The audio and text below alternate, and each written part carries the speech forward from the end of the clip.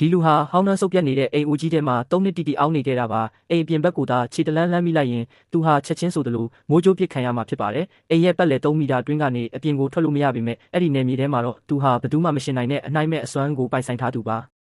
တနေ့မှာတော့အိမ်အပေါ်ရန်ကနေမိစ္ဆာတတဝါကြီးတစ်ကောင်ပြန်တန်းသွားတာကြောင့်သူထမင်းစားခြင်းစိတ်တောင်ပျောက်သွားခဲ့ပါတယ်ဒါကြောင့်သူဟာလက်ထဲကဝါနီချောင်းလေးတစ်ချောင်းကိုအမှတ်မထင်ပစ်ပေါက်လိုက်တဲ့အခါခဏချင်းမှာပဲအဲ့ဒီမိစ္ဆာကြီးဟာသူ့အတွက်မျက်ရည်ရှက်ရည်စားစရာဖြစ်သွားခဲ့ပါတယ်တကယ်တော့ဒီလူဟာအနိုင်မဲ့နယ်မြေအစွမ်းကိုပိုင်ဆိုင်ထားတာဖြစ်ပြီးတပည့်တယောက်လက်ခံလိုက်တာနဲ့ဒီနယ်မြေကိုပိုပြီးချက်ထွင်နိုင်မှာဖြစ်ပါတယ်ဒါပေမဲ့3နှစ်အတွင်းသူဟာလူတစ်ယောက်မှမတွေ့ခဲ့ရပါဘူးသူအားရပါရစားတောက်နေတော့မှပဲဒဏ်ရာအပြင်းထန်ရထားတဲ့မိန်းကလေးတစ်ယောက်အိမ်ရှိကိုရုတ်တရက်ရောက်လာပါတယ်သူမနောက်မှလည်းရန်သူတွေကထက်ချက်မကွာလိုက်လာကြတာပါဒါဟာတပည့်မွေးဖို့အကောင်းဆုံးအခွင့်အရေးပဲလို့သူသိလိုက်ပါတယ်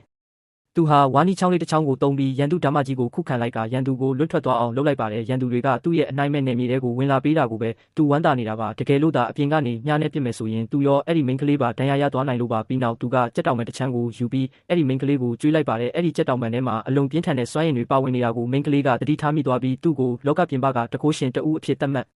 လိုက်ပါတယ်အပြင်ကရန်သူတွေကတော့စိုးရိမ်တုန်လှုပ်သွားပြီးလက်လွတ်စပယ်မလုပ်ရဲကြတော့ပါဘူးဒါပေမဲ့မိန်းကလေးစီမှာပါတဲ့ယတနာကိုရချင်စောနဲ့ရန်သူတွေဟာသူတို့ဖော်တွေကိုအချက်ပေးဖို့အတွက်အချက်ပေးများတစ်စင်းကိုကောင်းကင်ပေါ်ပစ်တင်လိုက်ပါတော့တယ်